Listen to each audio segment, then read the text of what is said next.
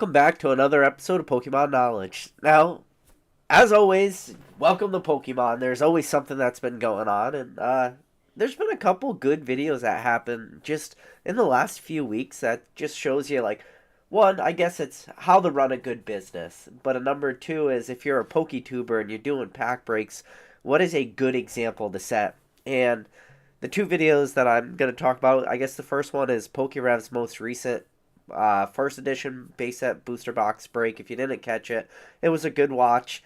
I mean, anytime you're opening it up, first edition base, it's always going to be fun. But, something crazy happened during that stream where his stream cut out. He lost internet connection, so he was in the middle of opening a pack. Pull the first edition Chansey. If you don't know, Chansey is one of the very, very hard cards to grade in first edition. Has that huge premium for the 10. So anytime the camera goes off, there's going to be people out there just going to question, like, what happened when the camera went off? Did, packs get tampered with? Did packs get swapped out? Did packs get resealed? That's because that's what the internet does. We live in 2024. The internet is absolutely wild. But immediately after that happened, as soon as that box break was over, Rev put out a video, and it's funny because I text Rev earlier that day before the box break happened and pretty much just said, like, hey, good luck, like, that's something awesome. And then after the live, I text him, I just said, solid live, like, congrats on pulling the big three and stuff. So it was good, like, I was happy. I didn't really think much about, like, the internet cutout, but I should have. But the thing about Rev is he was so quick to respond to that because he had a secondary camera recording the entire time. So even though that internet connection cut out, he still had that camera recording his entire process, and he just straight up uploaded it without edits. You could hear the kids crying in the background, and I mean, you can see Rev is panicing's a bad word, but you can see he's getting a little stressed. Like, the internet cuts out, and he's just pretty much saying, like, now what do I do? And he handled it like a true professional, but you can see all the things that were happening, why that live was cut out, and it gives you just and I talked about this on somebody else's live pretty recently. Shout out to Bearsky. I was on Bearsky's live. I was a special guest. If you haven't had a chance to check that live out, recommend you checking it out. But I talked about it with him on that live. It is just the quintessential way to, be respected in this hobby. And a lot of times people think, sometimes respect is like deserved. It's respect is nothing that is not as deserved. Respect is something that is earned. And in order to earn respect, you have to continuously prove yourself, to be at the highest level of whatever you're doing. And PokeRev is at that highest level. And for him to upload that video just showed you, like, exactly what to do. And it also reminds me of, like, just how many videos has Rattle put out showing whatnot scammers where they're pulling stuff off the screen. You know that shady stuff is going on, whether it's resealing, whether it's people swapping out packs and stuff. But by having that extra camera right there, it just it's quintessential just how to perform for pack breaks. And I think that extra camera needs to, like, in the future, for a lot of people in a way, just be like a standard going forwards. And especially a standard anytime you're doing, like, a high dollar, high value stuff. And the beautiful thing about that camera is ideally you don't want anything to go wrong in a stream.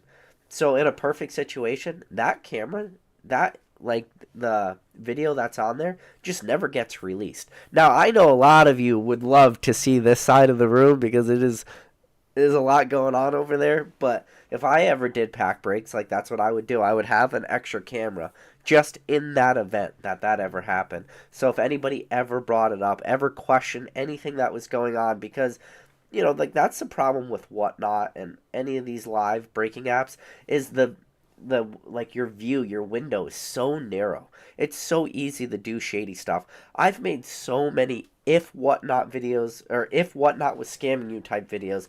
This is what it would look like, and I've literally showed it. But I don't do my phone in a vertical way. I always do it in a landscaped horizontal way. So I even have a bigger screen, but I show you how quickly you can just swap stuff. But that secondary camera, game changer. I think it's one of the it just shows you like what a true professional, how they work, and I think he handled it so well. And if anybody had any sort of question or the doubt, which they shouldn't in the first place, but if they did, you instantly kill any of that concern, any of that question, and you show exactly what happened. So I think it's pretty crazy that it took until probably now 2024 for that to, in a way, maybe not be ever a standard. Because I'm sure like anybody doing like low end pack breaks, maybe it's not a standard, but in a way now people should have that secondary camera for an insurance policy. And what do I mean by insurance policy is you should have that as an insurance policy, not because, you're afraid your internet's going to go out, but you have it as an insurance policy to keep your credibility and keep your name intact in case you ever do get that internet mob comes after you. If you ever do get that Pokemon cancel type culture go after you, you can just defend yourself so easily with that. So I think that was like a pretty cool thing Rev did. But so speaking of good business ethics, if you guys don't know, somebody that I've supported a lot on this channel and I think runs a great business. And if you guys ever send cards to him, let him know that PK sent you. But it's Mr. James from Z&G Emporium. I went on a tangent on a live and talked about how much I liked his service until me and him were able to work out something where if you guys send him cards, I get a little commission from it.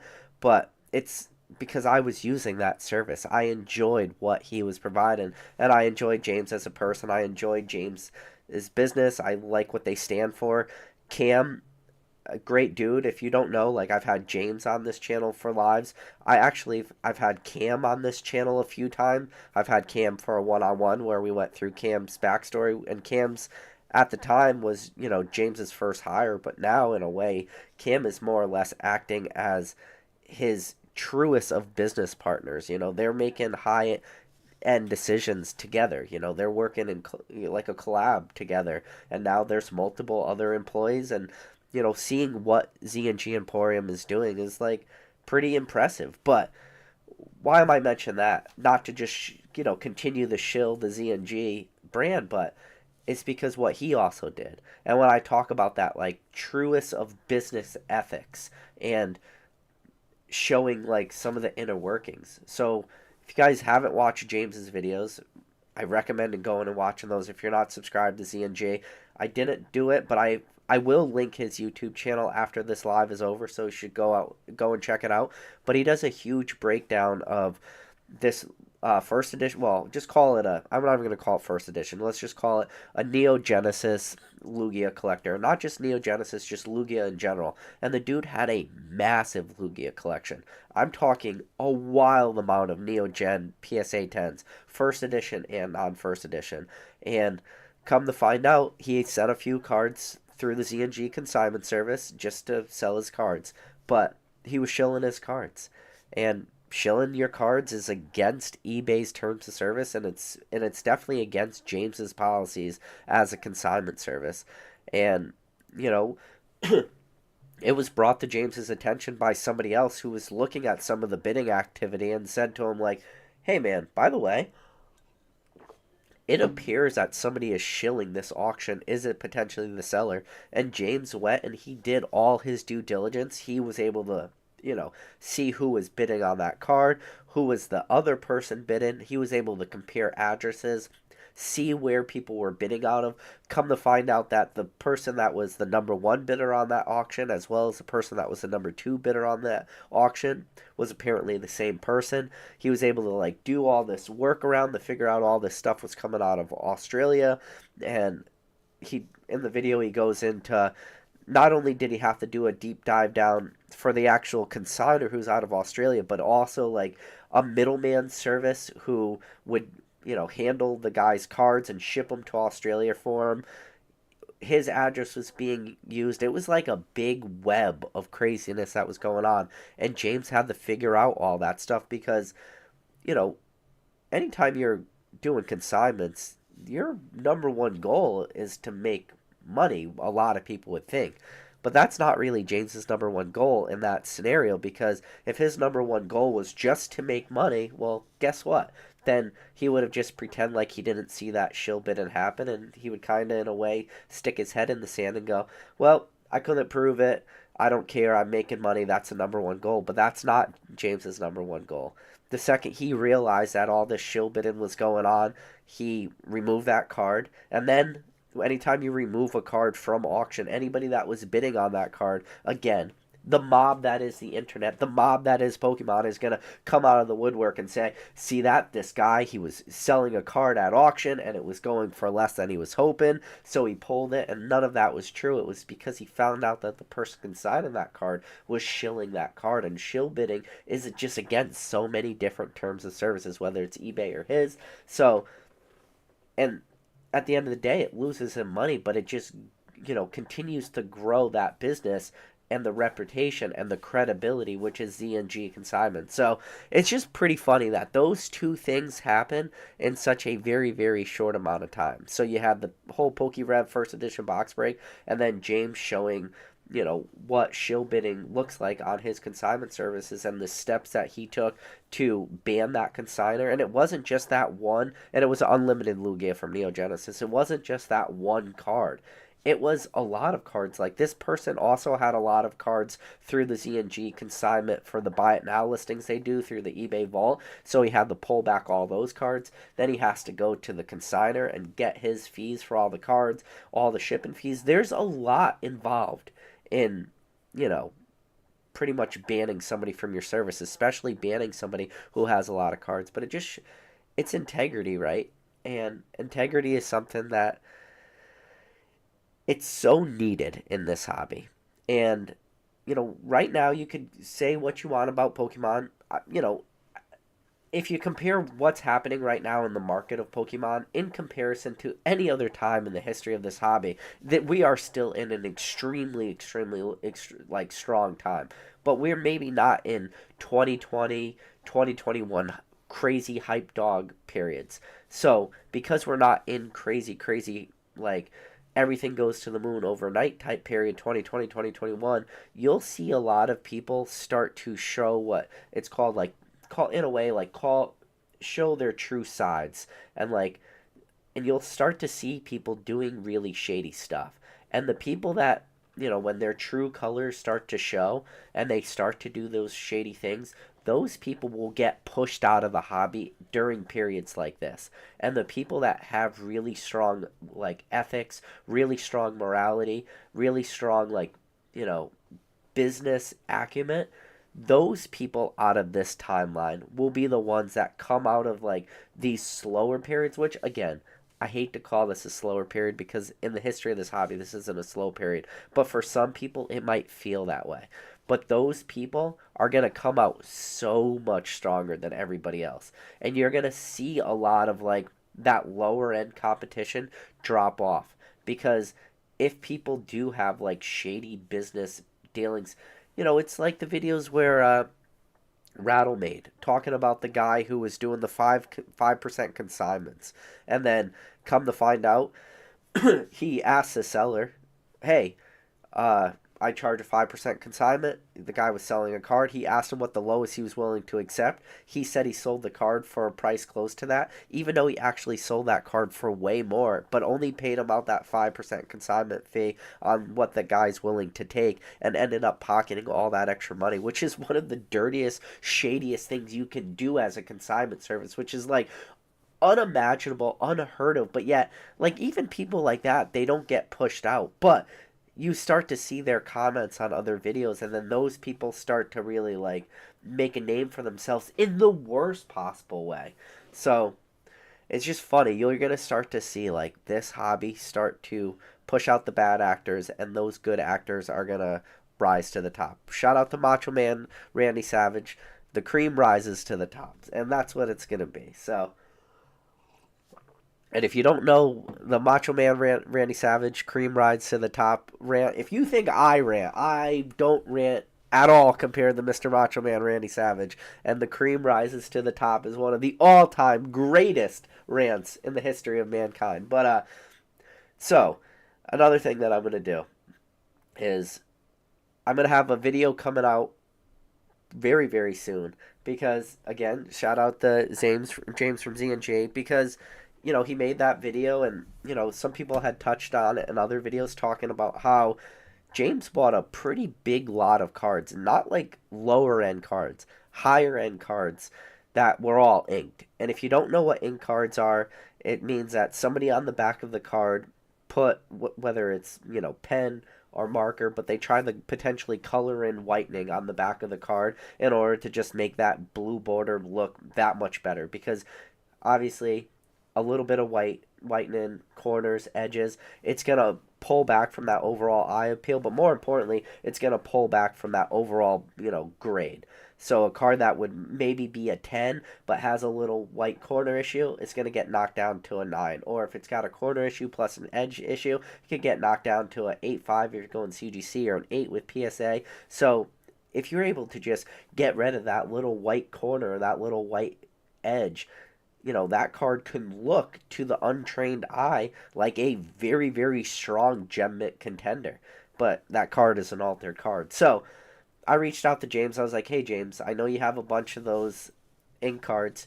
Can you do me a favor? Can you send me your Raichu? And the reason why I asked for the Raichu is, one, you know me, base set Raichu. I love that card. But also, it was one of James's lowest grades he had. It was CGC 5.5. And James was nice enough to send me this card right here, which, so this is the green label, and I'm going to go through, like, a lot of people don't know how to recognize fake CGC labels. It's not really a thing right now, but there is, like, things. It's the same way with, I've made shorts in the past showing how you could identify, like, fake PSA labels, because with fake PSA labels, if you shine certain type of lights onto it, like different like holographic patterns on the PSA labels pop up. And there's also the same thing with these CGC labels. Now, the thing about CGC is we haven't really seen fake CGC slabs come out of China. We have seen the fake PSA slabs come out of China. So it's a good thing to know, and I'm going to go over that in that video. But I'm going to show you guys, we're going to crack this open. I'm going to show you all the whitening. But, so, I wasn't going to pay James for, you know, CGC 5.5 inked Raichu, because a 5.5 unlimited Raichu between friends, like in this hobby, doesn't mean much, right? But James said, oh, you want to make a video? Well, I'll give you some other cards too. And I was like, James, it's not necessary to send me other cards. I don't want to, like, I don't know. It's just weird, right? I just wanted the 5.5 Raichu.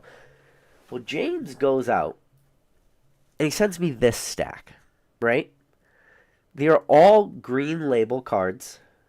So, and if you don't know, on the back, so it says inked right there. It's like an error designation, but a bad error designation.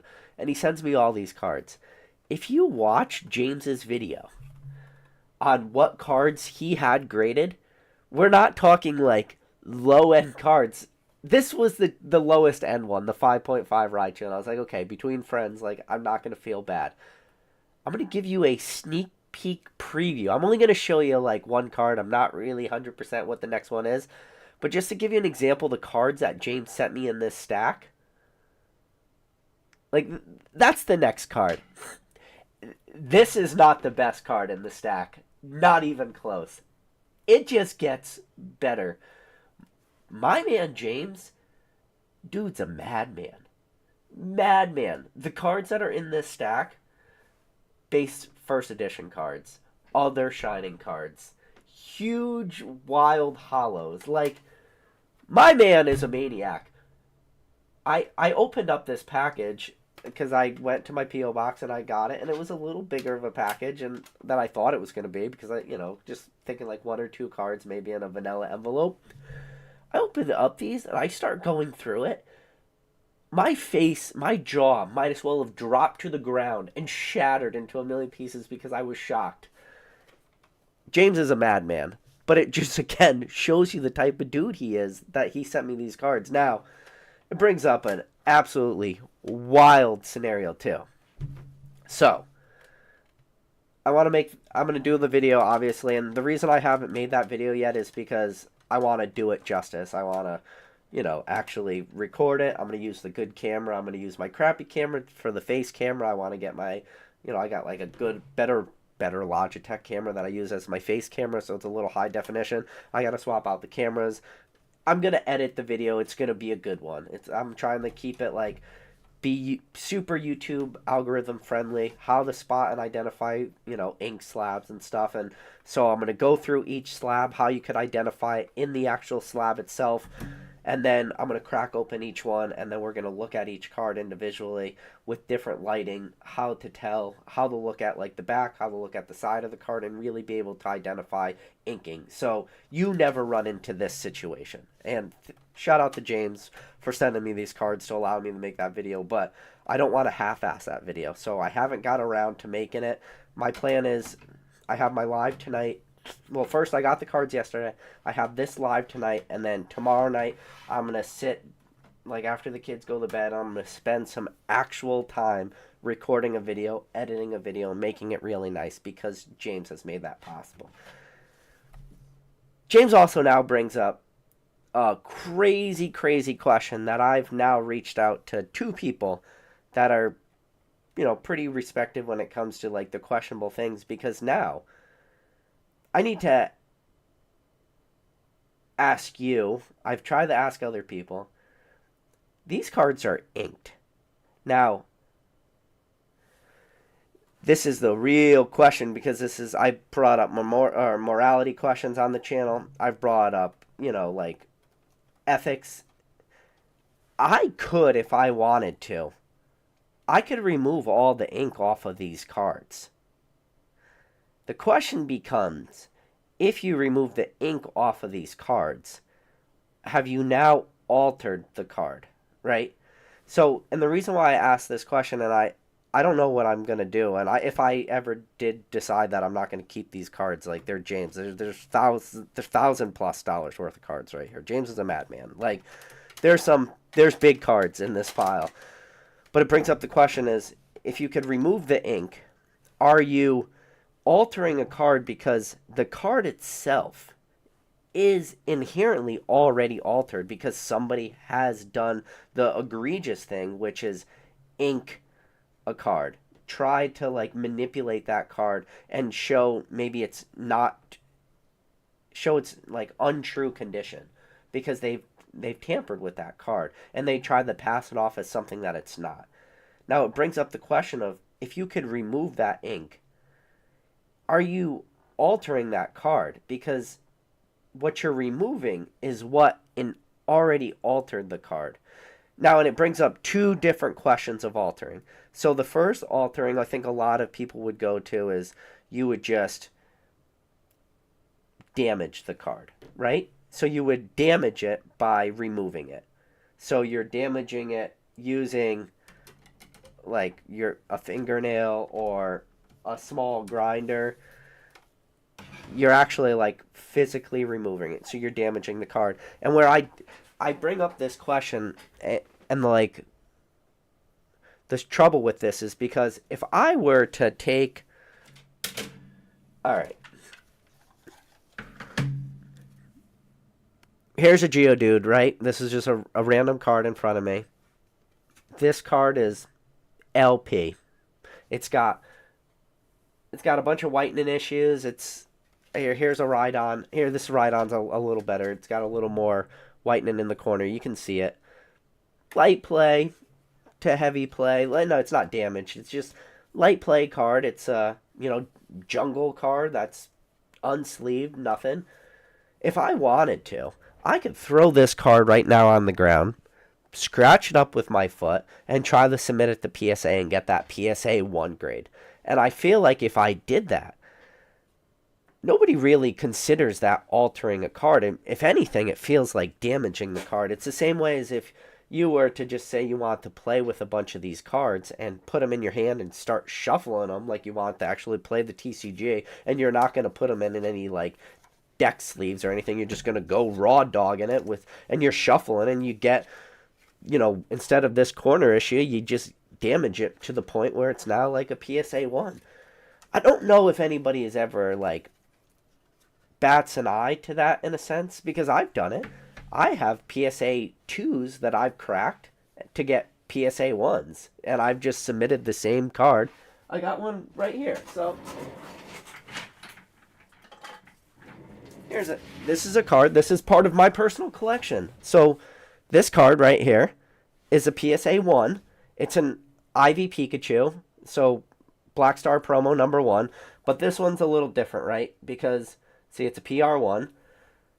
But it's got that. So the first edition stamp, this brings up the question of, was this ever the first ever potential secret rare in Pokemon? It was only available in Jungle Booster boxes. You couldn't get this card from Pokemon Leagues. This stamp was potentially an issue. Then it brings up the whole question of TCA Gaiman had some like mock jungle blisters that came out of the WotC factory, like original like pre-mock-ups. They had like Jolteon artworks on it. They were like these random blister packs that were just for like research and development through WotC.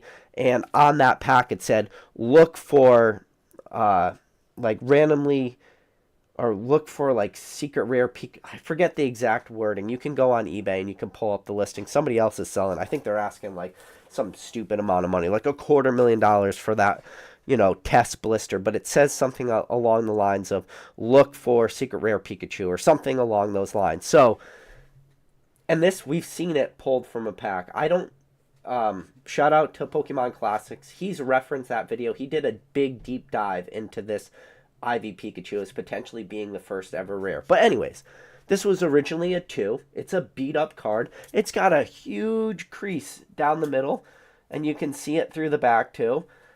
And I got a 2 on it the first time I graded it. So I cracked it and just gave it a little rub down again, made it a little worse condition, sent it to PSA because I wanted the 1, because this was like a personal collection item. That's why I even got it back there, because it's mine. It's a PC. I don't know if that's really like, is that like super, super frowned upon, is taking a PSA 2 and turning it into a PSA 1? Does that break the hobby? Is that something, is that enough to like excommunicate somebody from the hobby as, oh my God, you had a Ivy Pikachu that had a giant crease down the middle and you whitened one more corner to make all 4 corners white instead of just 3 of the 4, and then you didn't add that crease was already there. That's it, you're shunned, you're out of the hobby, see you later, you damaged the card. Now that's damaging, right? I don't know if that's altering the card, because you're not altering it, you're not adding any kind of chemicals to it, you're not adding any kind of, you know, card care products or anything like that. You're not doing anything. You're just damaging the card. And damage is something that is accepted in this hobby, like gem mint, mint, near mint, you know, light play, very good. How if you're going to go by PSA scale all the way down the PR1, and that's damage, right? Then I guess that would be like the one way you could remove inking from a card, is you're damaging it. You're actually removing the ink, and by removing that ink, you're going to also damage the card. But then it also brings up the question of, well, what if you could remove the ink without potentially like damaging the card? The same way as somebody would like remove ink from a signature, because if you've seen all like the craziness that happens with signed cards, you know, people will remove the to John. So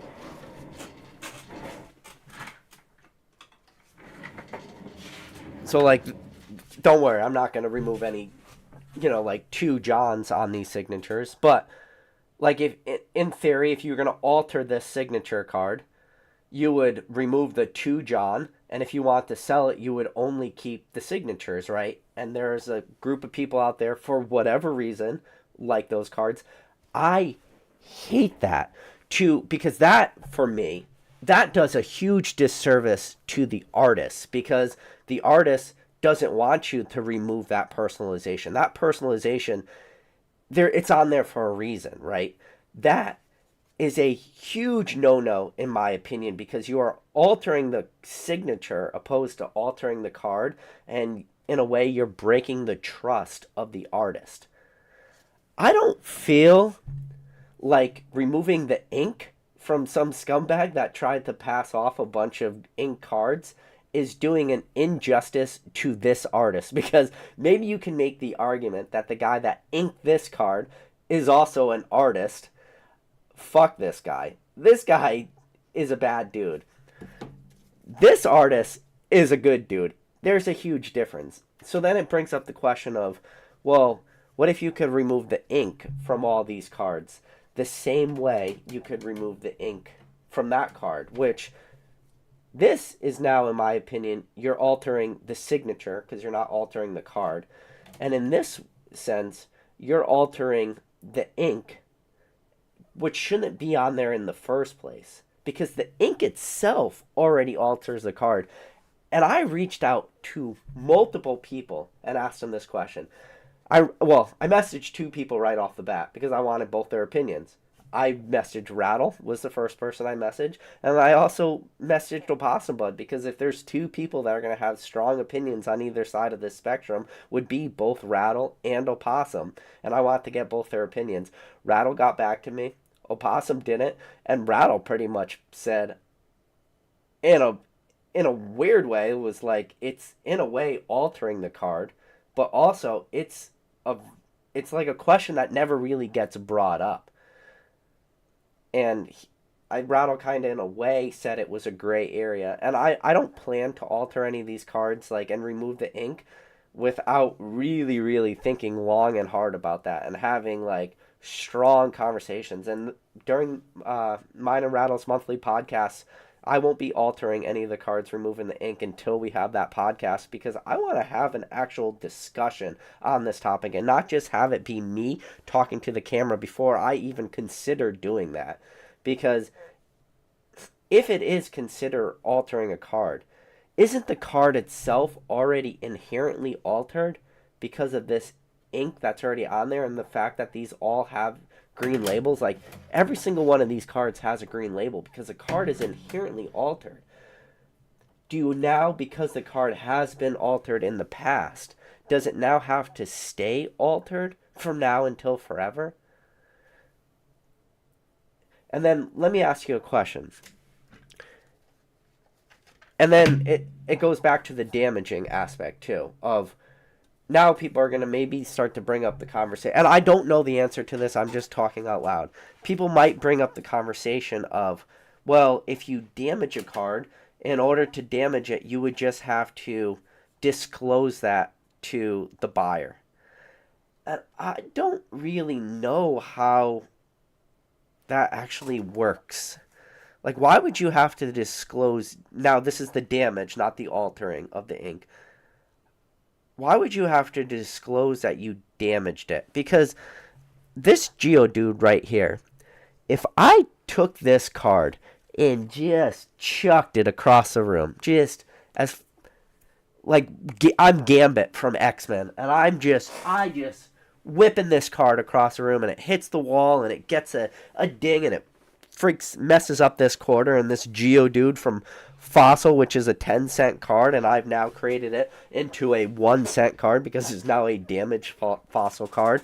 But if I decide to grade this card, I do not feel that it is in my responsibility as an eBay seller to disclose that to the buyer and be like, hey, obviously you can see my listing. It's for a PSA 3 Geodude, unlimited card from Fossil. Hey, just so you know, before you buy this PSA 3, because it's clearly damaged at this point, it's got whitening, and it's got a really shitty corner because I just gambited across the room because I thought it was from X-Men. By the way, also in the listings, I think it's important that you know that before I graded this card, I did that exact thing. I pretended I was Gambit from X-Men, and I chucked it across my room. I do not believe that I need to disclose that I threw this card across the room into the description of the video. So, back to this. But if you remove the ink, do you have to disclose that because the card is damaged? I don't know. Because it was graded in the past, is that why? Like, why? And this is a conversation I want to have with Rattle, because listen, we talk about ethics, we talk about morality. This is not something I'm just gonna do. I would ever do just on a whim. This would be something that would be thought out. Real big conversations would need to be had. Like, or does the person that inked this card, cards, do they in a way like win forever? Like, because they damaged. Well, they didn't damage these cards. They inked them. They added stuff to the cards, which doesn't deserve to be there. Because they do that, does that mean that those people have now taken these cards in a way like off the market forever? They can never be resold because somebody decided to be an a-hole and try to dock and alter the condition of these cards by putting ink onto them? Is a morality pretzel right there. So that's the damaging one. But then when you go to, like altering the cards, you're in order to remove that ink, like you're not really adding any chemicals to it either. In order to remove the ink, in a way, you're like cleaning the chemicals off of it, but you're not adding anything to it also. The same way as you remove like a signature, like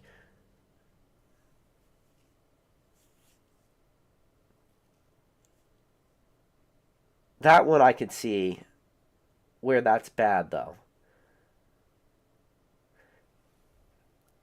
Because you're going to clean that card. So in a way you're cleaning it so it's as if you're using like a card care product. But I wouldn't use a card care product.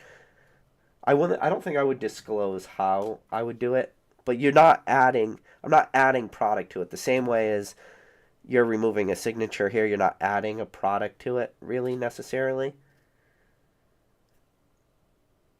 So I can see where you would have to disclose that you've like applied something to remove the ink. So, but you would save the condition of the card by not damaging the card. So would you have to disclose that you removed the ink and the condition is better opposed to if you damage the card? See, I don't know the answer to this. This is why I bring up questions like this. I don't know. I don't know. I don't have a perfect answer to this. This is not something I'm just going to willy-nilly do. It's something that it needs to be long debated, and I'm waiting on Opossum Bud to get back to me. I want to know his opinion. I reached out to Rattle. I want to know Rattle's opinion. During the podcast, we're going to bring up this exact situation, this exact, like, conundrum. That's what this is. This is a conundrum. That's a great word. That's your thesaurus word of the day. Pull it out. I don't know. I don't know the perfect answer to it. Because and this is the problem too, and this is the worst part, and this is where it like brings in the morality and like ethics of people. So you guys know one of the cards I spoiled, the Shining Kabutops, green labeled, inked on the back. The conundrum in this whole scenario is if you were to damage this card, no one would ever know. That's the problem too, because they would just look at it and then they would say, "Oh, wow, that is a nice Kabutops. It's got really nice corners and edges. Oh, look. Oh, I see. There's a little chip right there. Oh, okay. There's a little chip right there." So the spots where you damage that card because you removed the ink off of it, so you've inherently damaged that card. People will look at that and then they'll go, "Oh, that sucks that those two little white nicks are there, but otherwise this is a solid card. It's still, I would even call it still in a way near mint because there's just like a little corner issues and stuff because you're removing that inking issue." No one would ever know. No one would ever be the wiser, and they would just look at that card as a mildly damaged. Like these are clean cards. They still got eights. We're not talking that this dude like was some kid in preschool coloring with some crayon, like coloring in this entire card. Like these are clean cards inherently, and the guy just put a couple dots worth of ink on it. But no one would ever be the wiser.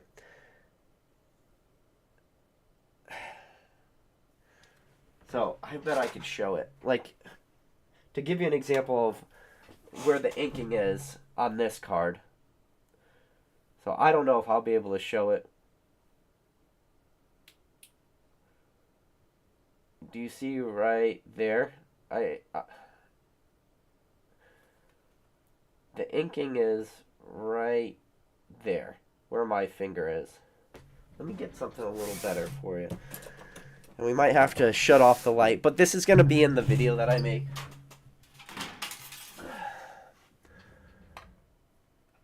So, I don't know if I'll be able to. It'll be better. See, this is why I have to like edit the video a little better. Now you can't see it. Nope. Wait, you can see it a little bit. Oh. Okay. Ready? Right there. Do you see that right there? So, I'm going to hold this right there, and I'm going to show you what happens when I turn off my light. You can see it a little bit. Do you see how the blue's a little different? And I'm going to keep holding this here. Turn on the light again. And then it'll help your eyes adjust a little bit. Do you see right there? That little teeny speck right there. That's where the card was damaged on this Kabutops. That is the ink spot. And maybe you're going to have to pause a little bit and, like, yeah, I could pull out the jeweler's loop too and show you guys, like, you can see it with the jeweler's loop because then you're looking at the rosé pattern of the card itself. And you can see how it was colored. Yeah, and actually with the jeweler's loop, you can see it really well. And I'm going to try to show you with the camera, which I might get lucky. It'll be... Let's see if you can see that. So it's right there. Trust me, this is why I actually have to do a well-edited video. I'm going to do these cards justice. I'm going to go through each one of them. Some of the cards have multiple ink spots. Some of them have corner whitening that was inked in, and like there's a bunch of stuff. And then I'm going to show you how to identify it if you have that card raw, because you're going to look through the side of the card. Like, you have to look through the card like this too, and then you'll be able to see where the inking is on the card. It's a whole thing, whole video. I have to do it justice. But that little teeny dot, that is enough to cause this to be an ink card and to potentially keep this card, like, you know, forever, like a altered card. But the question is, well, what if you just remove that little thing? And the average person, if you did that and you weren't like worried about like the ethics of that, no one would ever know. They would just look at that card, and instead of that little dot that I had to show you, turn off lights, put a black light on, do all this little stuff, the average person, if that was just damage now, and we're not talking about like serious damage, we're not taking this card and like destroying it, we're just the same way as this card, I mean, like the same way as this card right here, which just has a little whitening on it. You see that? Like, from this right on, just look, there's just a little bit of whitening. That was just naturally, this is natural whitening. You would just create that same sort of whitening. So you would remove the inking. Brings up questions. Real interesting questions. Real good ethical debates on this hobby. But then it brings up the question of, well, do you disclose that, though? And why do you disclose it? Because I just told you, if I threw this Geodude across the room and it gets a PSA, you know, VG3, very good 3, not disclosing in the description of this card, hey, I know this card's a VG3 from PSA, but oh, FYI, I chucked it across the room. I'm not going to add that into it. So, but then if you clean the card, though, I think that brings another question into the like, but what are you? I don't know, guys. See? Brings up good question. All right. So that's that. And then the title of this video now is Twilight Masquerade. So Twilight Masquerade is the most recent set. If you guys don't know, PokemonCenter.com currently has up pre-orders for their newest expansion. I believe it's coming out in May of 2024. It's Pokemon Masquerade. So if you want to get that pre-order in for that booster box, or sorry, yeah, don't pre-order booster. Excuse me. I want to make this very clear. Do not pre-order main expansion booster boxes off PokemonCenter.com. I definitely said booster boxes. In no way do I mean booster boxes. I meant to say Pokemon Center exclusive ETBs. So if you want to pre-order your Pokemon Center exclusive ETBs, now's your chance. They're up right now. I don't think they're gonna sell out anytime fast. I just got charged for my Temple Forces Pokemon Center ETBs. Freaking forgot I even pre-ordered them. Looked at my credit card statement and it was just like, oh, that's great. A couple $100 that I forgot I put on there. But if you guys want to pre-order, like, you have an opportunity. I don't feel like you have to race and go do it. But the ETB artwork, it looks like the Leprechaun from the movie The Leprechaun. And that is not a cute Leprechaun like a box of Lucky Charms. It is the ugly Leprechaun from the movie Leprechaun. Like, I'm pretty sure Leprechaun number 4 was Leprechaun in Space. That's what this ETB looks like if you look at it, like, real close. It is not a good-looking ETB. I mean, the green and blue color scheme is nice. The artwork doesn't do it for me. Especially when I got one of those, I think it's right, oh, it's a little lower, but like the Paldean Fates Mimikyu ETBs recently came out. Beautiful artworks, beautiful ETBs, really pop, look good in hands, real solid ETBs. These new ones, I don't know, doesn't do it for me. Not a big fan at all. So it's is what it is though. All right. Now, I'm going to go up. I want to read the chat real quick because this is my weekly PK rant, so I got time. Only been going on for 47 minutes. I thought I'd been ranting for a little bit longer than that, so not bad. But then again, it took me 47 minutes to look over at the chat, which was probably a bad thing for a lot of people. Pretty funny. I get to the top of the chat, and the first thing I see is Brew City TCG going, Twilight, yuck. Ugliest Pokemon Center ETB I've seen. So, yeah, I agree with you, Brew City TCG. We got Jade Rabbit, Christopher, number 1 mod, John Pala, good to see you guys.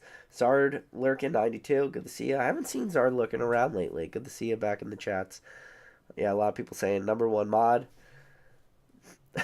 Katie said, I heard PK's rocking a monocle, mustache, and Van Gogh hat for this one. No, not today, but plenty of Van Gogh Pikachu rants still to come. I'm still hoping we get another like dump from our Pokemon Center. I'm still hoping we get Van Gogh merch again.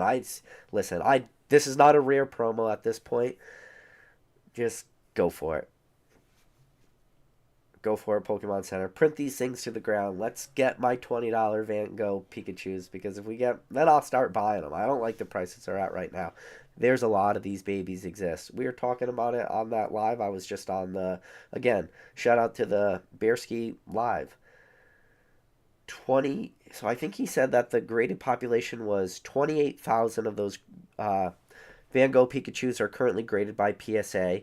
It's like 12,009, and then the rest are PSA 10, so like 16,000 plus PSA 10s. Crazy amount. And in the last week, so from just a small 7-day period, 6,000 of those cards were graded, meaning 6,000 Van Gogh Pikachus were graded in 1 week.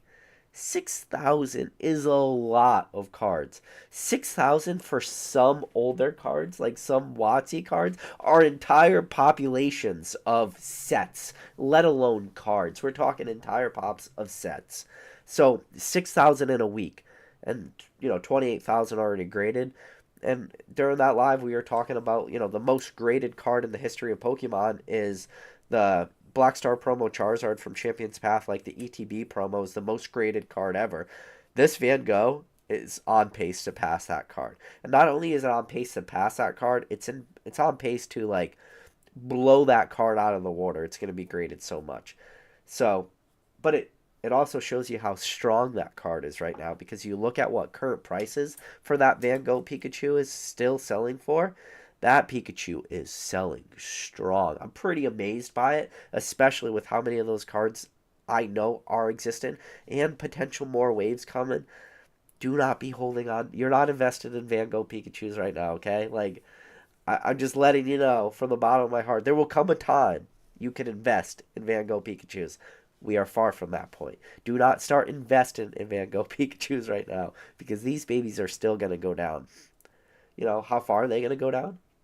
I don't know yet. We'll find out soonish, maybe, unless we get another, like, reprint or something. Catch 'em all collectibles says, we out here. Good to see you, Mr. Catch 'em all collectibles, Mr. Dan. So after this live, Dan's actually going live himself. So he'll be going live at 10:30 Eastern Standard Time. So I'm probably not going to be able to go all the way to 10:30. I say that. It's only like 23 minutes away. But if I make it to the end of that, we'll all raid Dan's live and show him your support, guys. So NLC Collectible says, I need Pokemon to slow the hell down. Yeah, I mean, a lot of people have been saying that. Like, this is the thing about Pokemon. Pokemon's always pushed out a lot of sets. It is getting... it might feel like they're doing it a little more now, which they are, kind of. I don't know. Maybe Pokemon needs to slow down a little bit, but Pokemon is just a freight train going down the tracks. I said this all the time. I think the one thing Pokemon needs to maybe slow down a little bit and just reprint stuff once in a while. I know the R word, reprints, in this hobby is a very frowned upon word. It's really looked down on, but there's been a lot of stuff in this hobby like that could just get reprinted. And by stuff that could get reprinted, and it's a simple answer. It's not, you don't got to reprint everything. You just look at the sets that are performing the best and the ones that have the most demand, and you just reprint those. Now, where those reprints are going to kill, though, is going to kill the investability of this stuff. Is going to kill that secondary market, which will really hurt the people like speculating on cards. Like, there's nothing stopping Pokemon from reprinting Evolving Skies right now. Sure, it's getting close to coming out of rotation. Pokemon doesn't usually do that. Ultra Prism. But there's examples where it's happened in the past. But if you were to reprint, like, Evolving Skies, you would kill the confidence in the market. People would have no clue how they handle an Evolving Skies reprint, because that would be so out of people's wheelhouses. But Pokemon, you just don't gotta go so fast. I mean, maybe you don't gotta go back and, reprint Evolving Skies, but maybe you put out some more 151 product. You put out the products that are selling.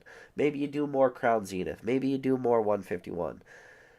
Slow down a little bit, reprint some of this stuff, but this is one of the things that doesn't get, well, I guess it does get brought up on occasion, but it's one of those reasons that Pokemon has become such an investable thing, because of that fact that Pokemon doesn't really go and look in the rearview mirror too often. And it does happen. Roaring Skies, Ultra Prism, but that's it. Like, that's why you can so easily point those things out, because it happens so few and far between. Or sets that get printed for years. Evolutions. It's very easy to pinpoint these and point directly to them. Sun and Moon base set ETBs. We're still seeing those ETBs struggle. Still to this day. It's very easy to point. And in that case, it's not really an entire set that was reprinted. It was just one product. But that one reprint of those Sun and Moon ETBs killed the price of those ETBs. Still to this day, if you go and you type in any Sun and Moon ETB, maybe with the exception of Crimson Invasion, which I would bet Crimson Invasion's even selling at a premium. But you look at all Sun and Moon ETBs, you look at the one that's performing the worst out of all of them, and it has one answer to that: reprints. So when Pokemon does do that and they go back and they reprint stuff, it like destroys prices for a long time. But one of the things that, like I said, makes Pokemon so investable is the fact that they don't really do that.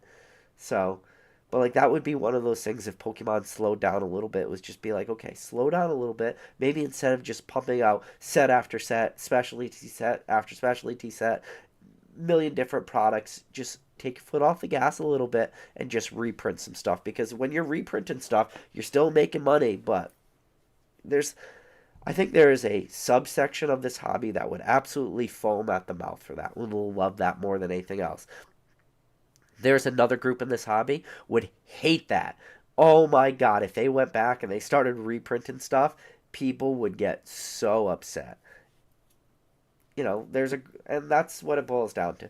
There's a group, if Evolving Skies got reprinted tomorrow, would say the sky is falling, that's it. They don't believe in Pokemon anymore. They're not buying Pokemon anymore. I'm not invested in Pokemon anymore. I can't believe they reprinted Evolving Skies. And there would be another group of people who would just be like, yeah, they're reprinting Evolving Skies. This is the greatest day of my life. I can't believe this is happening. Huge dichotomies that exist in this hobby, in the same space, same set, different thought process. Um, so John Doe said next set has motorcycles wearing masquerade costumes and shiny terriers. Can't wait. Yeah. Uh, so we got basic trainer in the chat. Basic, we need a good basic trainer or rant in the future. I know basic trainer went real big. He did the 24-hour live stream on his channel. If you guys haven't got a chance to watch that, it's a long one, but it's worth it. I don't even know, it was like 20 different people hopped onto that 24-hour live. It was a lot of fun. But Basic, we need you to put out another live. It's been a while. Uh,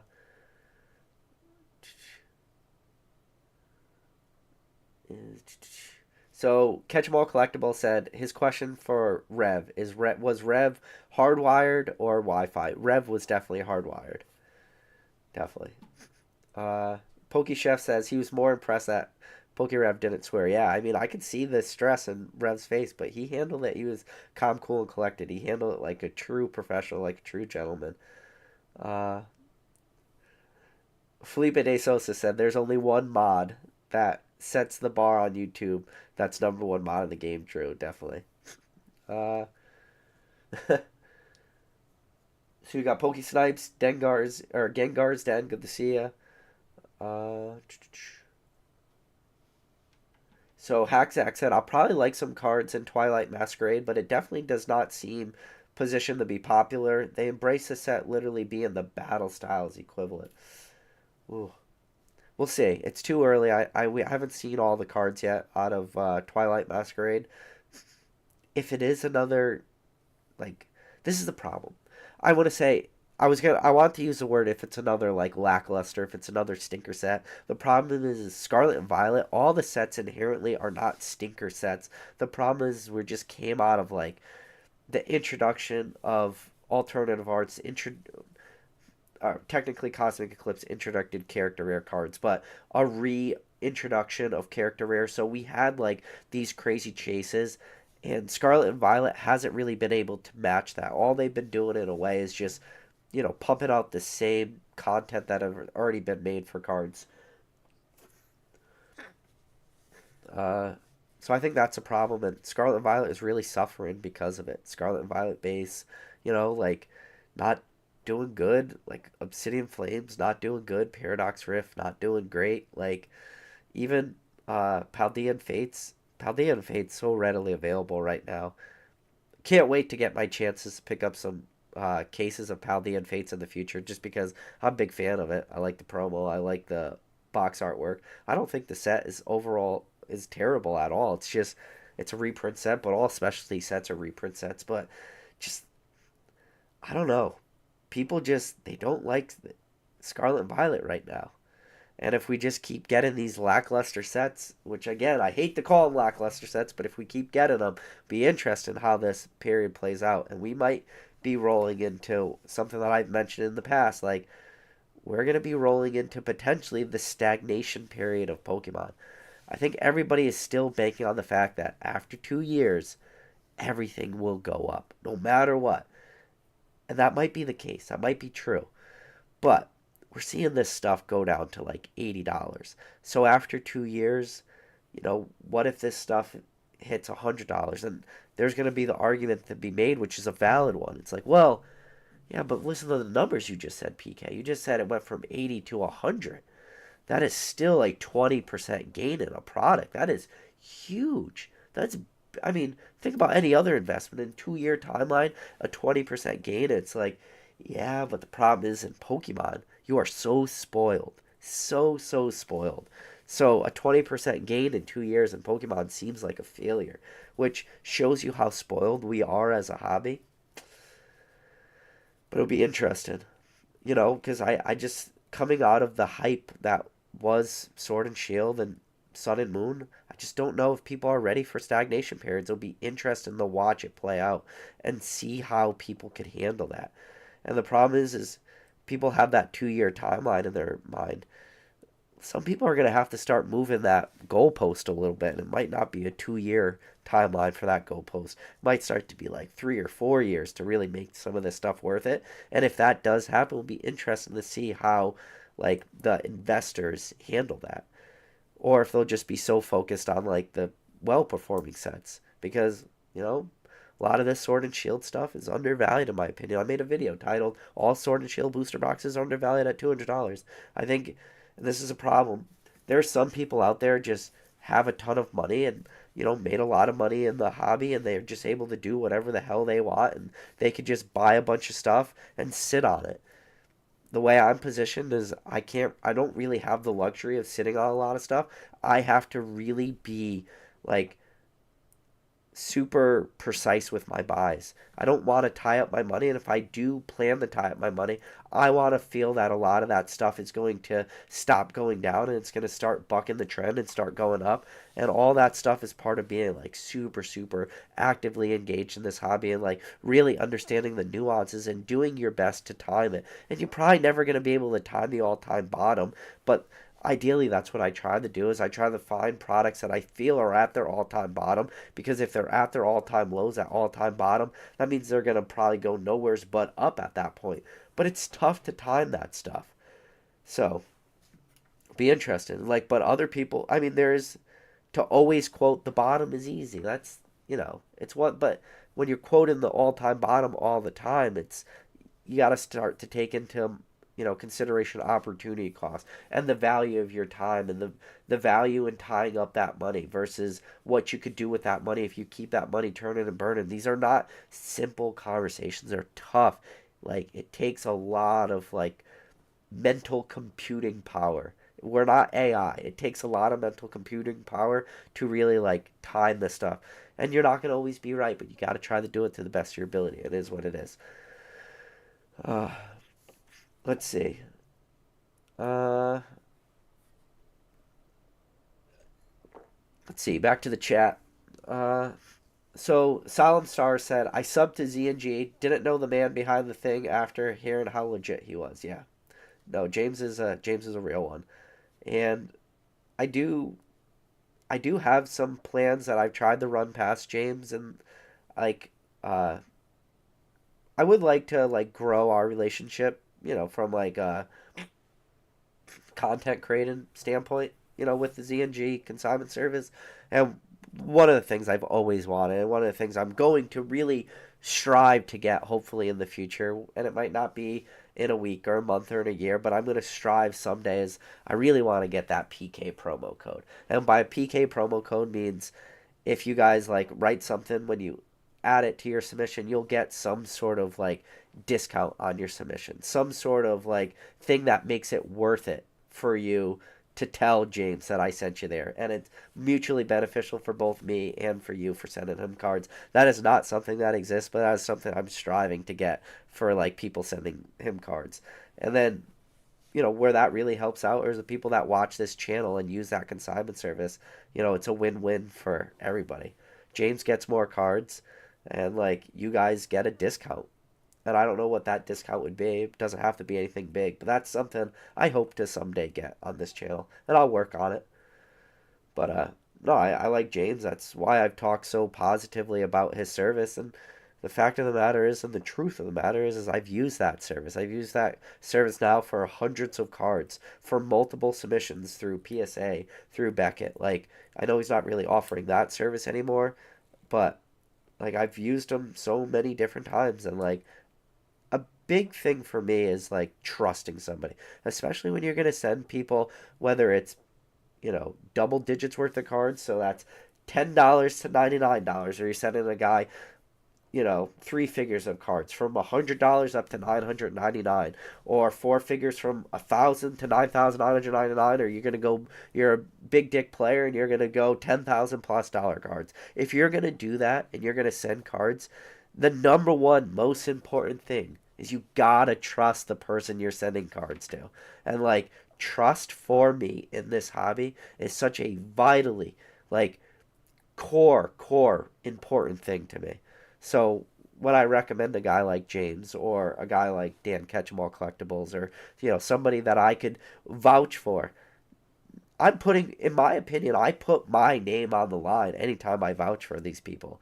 So if these people did poorly, like, I would then, even though I can't control what any of these people do, but if they ever did poorly, I know that it's a direct reflection on me as well. And that is something that I would have to own up to. I don't feel I need to do that with these guys because I trust them. And I'm eliminating that worry in my brain. And I think that is so, so important. Just not only in this hobby, but just life in general. So, uh,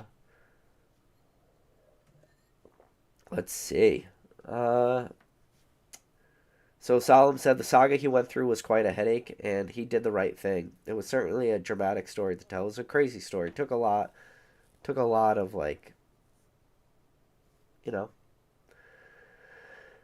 John Pauline said the amount of people in Rev's chat saying he was scamming was absolutely ridiculous. It's like people just wait for their chance to be douchebags, straight up bottom feeders, mentally. Yeah, I mean, but that's the thing. Like, going after a guy like Rev, the people that would, this is a problem too, is the people that would go after Rev, like, that's why it's great that he put that video out, but the people that would go after him are so surface level in this hobby. Because if you really knew the true numbers of like what Rev is doing on the back end, and you don't gotta be a rocket scientist to figure that out. You don't have to be an Oppenheimer. You don't have to be Albert Einstein. Like, you could just do the simple math and look at his mystery packs and how much money he's making on those. He's talked about the print runs, and you could, in your head figure out, okay, this is how much WotC product costs. This is how much Heart Gold Soul Silver product costs, or Black and White. This is how much he's paying for his red tier with all his Sun and Moon, and then all the green tier. He's got Sword and Shield in it. Now with the new stuff, he's got Scarlet and Violet. I know what all these booster boxes cost. I know what these packs cost. I know how much money he's making off each print run. I don't know the exact numbers, but I could get pretty close to it. And the dollar amounts that he's making are wild. There's some people out there don't even understand like dollar amounts. And the thought of Rev putting his like business or his reputation on the line over a couple $1,000s or something stupid, which for a lot of people to hear a couple $1,000s, they're like, that's a lot of money. No. When you think about like how much Rev's actually making through all of his things, to think that Rev is ever scamming people is such a like stupid thought in this hobby. And it's such, and in a way, it's just, it comes down to an uneducated thought. But that doesn't change the fact that there are just uneducated people out there that will just think he's scamming. It's just like his base set booster box. If you wanted to know how much he spent for that base set booster box, you could probably go on a Heritage auction and look, when was the most recent first edition box sold on Heritage? Oh, how much did it sell for? 200,000. How much is he charging per pack? 6,500. How much money is he making off of this booster box? Because he probably bought that booster box because when you look at the timeline from when it sold on Heritage to when he announced his box break, it lined up within a week or two. And it's like, wonder where this booster box came from. Oh, it's $200,000 on Heritage. How much did he make by breaking it? It's a lot of money. Heritage, you still got to pay your fees and stuff, so it's not just what he sold it minus 200. There's fees tacked onto it again, but that's what other people won't understand. There'll be people out there don't even know what the heritage fees are. Like, we'll even be able to like comprehend, like, you know, the buyer's premium and all the shit that's tacked on the end of that too. It's not a simple $200,000. There's more money, but people would just do, oh, 6,500 times 36 minus 200,000. This is how much Rev made, and like even that's not the answer. But again, there's a lot of people real surface level in this hobby probably don't even know all that shit, and would just, they don't understand, like, when you're talking thousands of dollars, tens of thousands of dollars, hundreds of thousands of dollars, millions of dollars people are making on this hobby. They're not putting their reputation on the line over a couple thousand. They're not doing it. Now, the people you got to worry about are the people who are only making $10,000, $20,000, $30,000. Then when they'll put their line, they're making $10,000 a year, they'll put their entire reputation on the line for $7,000, $8,000, $9,000, because that's like 70, 80, 90% of all the money they make in a year. Those are the people you got to be a little bit more worried about, because one, they have less to lose, because I just told you only making a couple $1,000s a year, and screw it, like, those people will burn you to the ground. Like, those are the dangerous people, and those are usually the people that are, you know, doing the scams. Now, this is where you could like say, whoa, whoa, whoa, whoa, PK. What about Blake's breaks? And then there's exceptions to every rule too, right? It's not. But I don't think about how deep you're into this hobby. How many you're in this? You're watching this channel. This is you're deep down the rabbit hole. You're deep. When did you ever see Blake Martinez on a live? When did you ever see him interacting with this group of people? He wasn't interacting with this group of people. It seemed very apparent he was in this hobby for money. It seemed very clear what he was doing. So that alone helps you weed out a lot of people in this hobby. Like, if they're not actively engaged outside of just the people who are making, like, the real, like, predatorial type money, they're probably not in this, and they probably don't care about your best interest. And they're probably not doing hour-long lives talking about everything that's going on in their plays and, you know, their mindsets and trying to teach you anything. They don't care about that. They're just a name. So, there's examples, but Rev's not one of those type of people. Rev is, you know, one of the truest type of people in this hobby. And that's why he's been so successful. It's simple. All right. So Solemn Sar said, when the easy money dries up, the scammers get exposed more easily just because they seem to try riskier scams instead of just buying packs at retail and charging. Yeah, pretty much what I was just saying, but yeah. Guitar Hero said, Macho. Oh, did I get to the point where I was mentioning Macho Man Randy Savage and the cream rise to the top? Yeah. Uh, so Solemn Sar says, wait, CGC grades altered cards? Well, they give them a different color label. That's why it's a green label. It's green. It says inked on the back. So, yeah, I mean, they're still going to grade cards the same way as PSA is going to grade a signature card. And it's the same way as if you had a signed comic. If you have a non-signed comic, it's going to be like that one with the normal CGC blue label. If you have a signed CGC comic, they're going to give it a green label. So, yeah, they will. Let's see. So Kevin Clare said, yeah, I got a green label.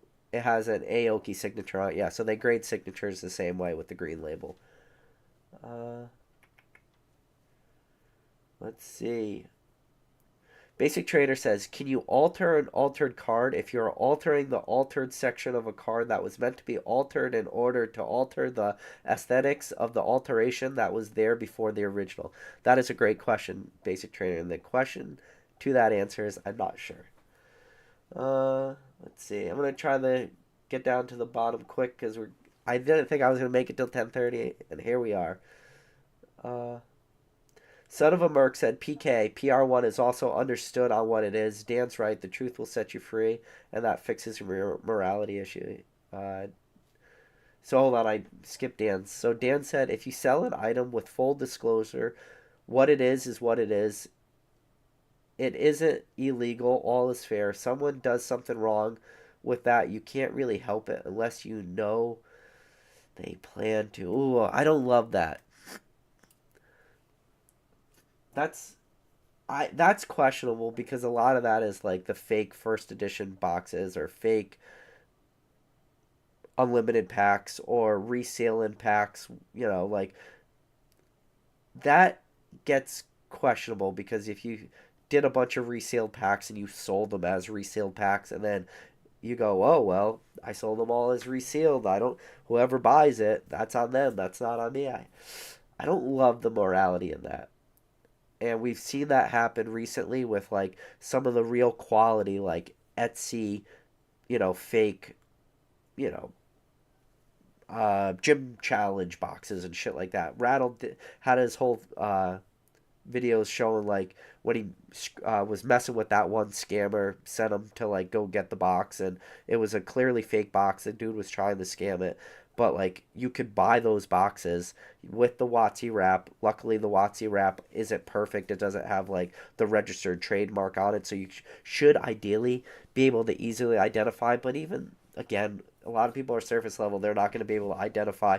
Okay, this is Wizard of the Coast wrapping. This is a wizard stamp. This wizard stamp has a trademark right here, but this fake wrapping doesn't have a trademark right here. Most people can't do that. Most people won't even like begin to think that. So that is where the questionality gets in with that. Where if I did a fake box with a fake wrapping and I sell it to somebody as a known fake because I'm selling it as like an Etsy box, there's still morality in that, is in selling that, and then the person that buys it from me then goes and tries to pass it off as a real deal and ends up scamming somebody for $1,000. I don't love the thought of it is what it is as long as you're transparent. I don't love that thought. Uh, all right. I am. Let's see. So DB Royalty says they are altered as soon as they sign the card. Yeah, I mean, uh, all right. Yeah. People are saying just throw my card. People know I want to just chuck it across the room. Yeah, we could chuck this card. All right. I hit my ceiling and like came right back down. Uh, so Team Rocket says, I think the biggest tell on this, your knowledge of the cards situation is everything. You knowingly whether know it's altered or you're the one altering it is a problem. It is your morale too either, yeah. Destroy the card or sell it, that's on you. I don't really know what like the overall thought was behind that statement. Let's see. So Sungala said somebody opened a Patreon like you said. Yeah, I messed up. I said in a year. I should have said in 2 years. I don't know why. I just live and learn, man. Gotta give myself longer timelines. I said a year. I was off by 365 days, which in the course of a lifetime, a year is nothing. But learn my lesson. TKK Collector says if you rub down the corner of a card, is that altered? I don't think it is. Because if that's the case, then I altered every card I've ever sent away for grading. Oh boy. There's some hot comments that I'm not reading right now. Uh, so Catch 'em All Collectible says if you open a Wizard of the Coast card that comes with a white dot on the edge, everyone runs their finger along the edge to get rid of it. True. But, yeah. Alright. Got to the bottom. See, we got number one mod in the game. Drew, if you could do me a favor, can you link us to Mr. Dan Catch 'em All Collectibles live? So, after this, so Dan's live started about 4 minutes ago. If you guys want to raid him right now, let him know that PK sent you. As always, guys, it's a lot of fun. So, you know what I will be doing tomorrow night. I'll be making a video on all these ink cards. Spoiler alert, again, there's some good ones in there. And it just gets better.